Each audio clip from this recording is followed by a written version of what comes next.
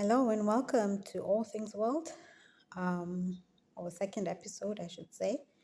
So, if you can see in the description there, I mentioned that I also like knitting or other arts and crafts and everything like that. So, I am a stay at home mom and I homeschool. So, this is one of the things that I enjoy doing. I recently went to the Chamdo store, which is in Johannesburg in North Riding, and I got these lovely colors there. They also have sewing accessories, materials, sewing machines, knitting needles, crochet accessories. You also take note that I enjoy journaling. This is a little bit babyish, but hey, I do enjoy unicorns and everything. I got this at the China store in Blue Hills, which is situated, I think that's Midrand area. But you can also find these in the Crazy store. It's just a little bit cheaper in the China store over there. I got it at Blue Hills. Okay, then we just got a pencil case. We've got this, which is literally like an ice cream tin. Uh, this is where I have stored some of our writing materials, cue cards, sellotape, any of that stuff that you might need. We've got a glue stick there. And if we look here under the walls here, we've just got a textbook. This is the Cambridge Lower Secondary Mathematics. It's the learner's book number 9. Okay, so during teaching and stuff, during our lessons, we have a whiteboard. So I would use these to write on the whiteboard. Uh, I've got these, also got these from the China store. Very nice, like a posted, just a little bigger in size. They've got the stickness over there, so you can just write little notes and stick them in the book, either for yourself or for your child, your student. And it's just a little, a nice way, a colorful way of keeping your notes uh, exciting. Yeah. Okay, so we have been homeschooling for 5 years now. And please remember that what I talk about in relation to homeschooling and other things is purely based on my own experiences. I am not a professional teacher, educator, financial advisor, or any of that. I am a stay at home mom and I'm passionate about learning at whatever age. I love horse riding, journaling, organizational systems, as well as arts and crafts. And that is basically what you will find here on All Things World. So if this is a topic that you're interested in, please do subscribe and click on the like video. The like button if you enjoy this video. So for us, homeschooling and the choice to do it was not a matter of saying that traditional or physical school is bad or that we're unhappy with that method of schooling. Our children were enrolled in traditional school, that is the brick and mortar school, from preschool until 5 years ago when we chose to pursue the option of homeschooling. So, just as there were issues and challenges at traditional school, there are issues and challenges with homeschooling. That's life. You'll always, nothing is perfect and nothing will work out exactly how you imagined it, but you just have to find something that works for you.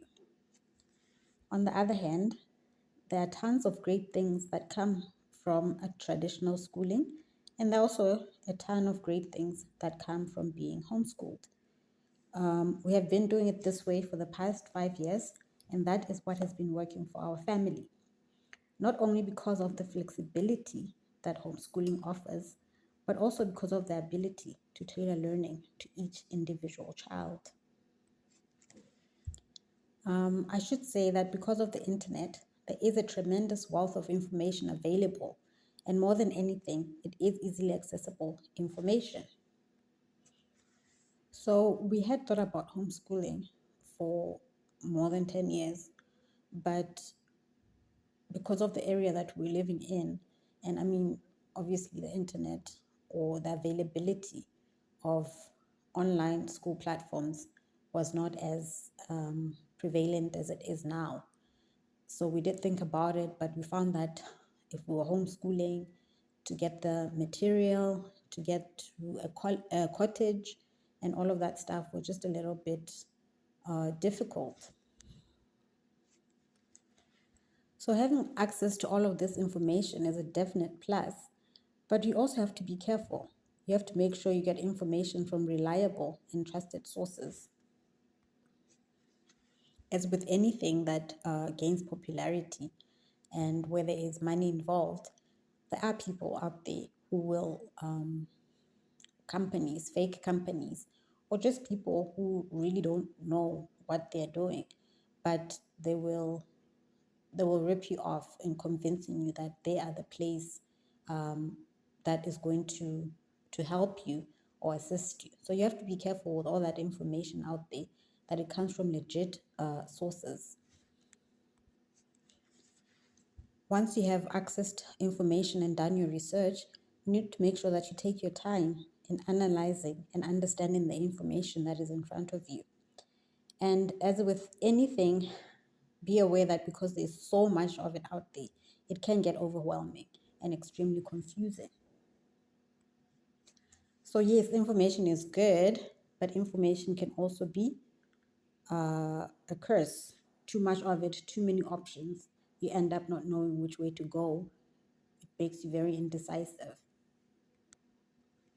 So when we first started, the two main things we considered, first and foremost, were the curricula options that were available, and secondly, the cost of those curricula. When we considered the curriculum that we wanted to use, we looked at CAPS, which is the South African National Curriculum. The CAPS stands for Curriculum and Assessment Policy Statements.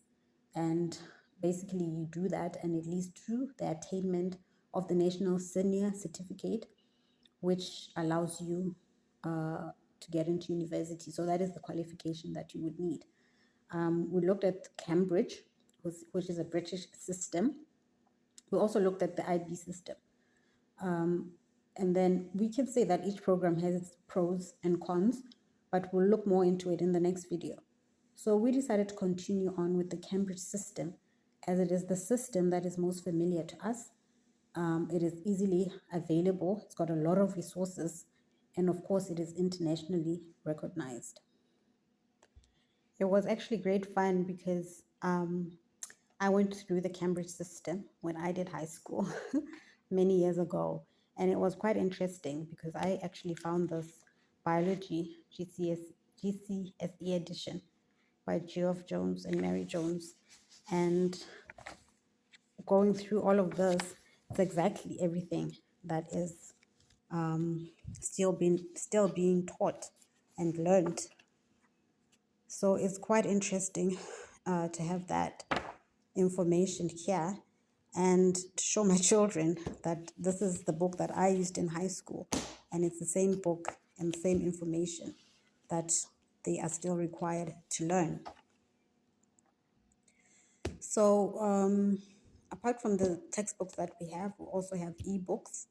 Some of the textbooks that we needed were actually not available at that moment in textbook form, in paper form.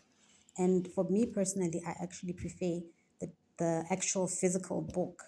I just find that it's easier to get to, it's easier to navigate, and it's just better for the child to have the physical form of textbooks, so as to minimize the amount of time that they're spending looking at the screen. And there's just something about that tactileness of being able to pick up a physical book. Okay, so for this is where we just typically would write our notes. So we write the name, the subject, and perhaps the school that we are registered with at any point in time. And then we would just write our notes in there. Okay, so now with all these systems or the different curricula, there are rules and regulations. You get subject choices. You have a number of years that are required for the completion of that complete curriculum. you will have internal assessments, which will eventually culminate in external assessment or exams, which are conducted through the various exam boards. Depending on the ages of your children at the time you first start with homeschooling, you might be able to use a combination of the curricula. For example, you could say use maths and English. Say for maths and English, you use Cambridge, and for science, you could use CAPS. I have seen a few people do it that way. The combination might allow you space and opportunity to offer different strengths or intensity as you begin to lay the foundation for your child's education. So, the misconception is that um, alternative learning methods, homeschooling, unschooling, whichever that you're referring to, just not going to a physical building, a brick and mortar, that the alternative methods of learning are a cop out, an easy way out. But honestly, that could be further from the truth. There is a lot of research involved in once you've made this decision to homeschool, you have to find out a lot of stuff. You have to know what's going on. You have to go through the syllabus. You have to schedule, draw up timetables, check the homework, um, possibly even set homework, the assessment. All of that is on you. Organization is key. You need to be super organized about it, and there is that added pressure on you as a parent. You will definitely have times of doubt, uncertainty. You will feel tired. The days are not the same. However, the experience and the rewards are amazing. When it comes to cost, we all know that education is expensive. But to be fair, when it comes to homeschooling, you might find that you pay slightly less than you would at a traditional school. So it will still cost you, but you can save on transportation costs, uniform costs, and other miscellaneous fees that schools typically ask for during the course of the school year. However, your overall cost will depend on other factors such as, will you be taking on the teaching and learning completely, or will you outsource some of it, or all of it? Will you hire tutors for specific subjects and areas of learning? Will you use learning centers? And what about extracurricular or extramural activities? As you can see, there is quite a bit that you have to think about. When it comes to registering with an online school, there are a good number of options that offer the different types of curricula I mentioned earlier. So some of the schools will offer you the Cambridge, CAPS, and IB within the same platform. We'll discuss those options at a later stage. Again, all this is based on my own experiences since embarking on this journey.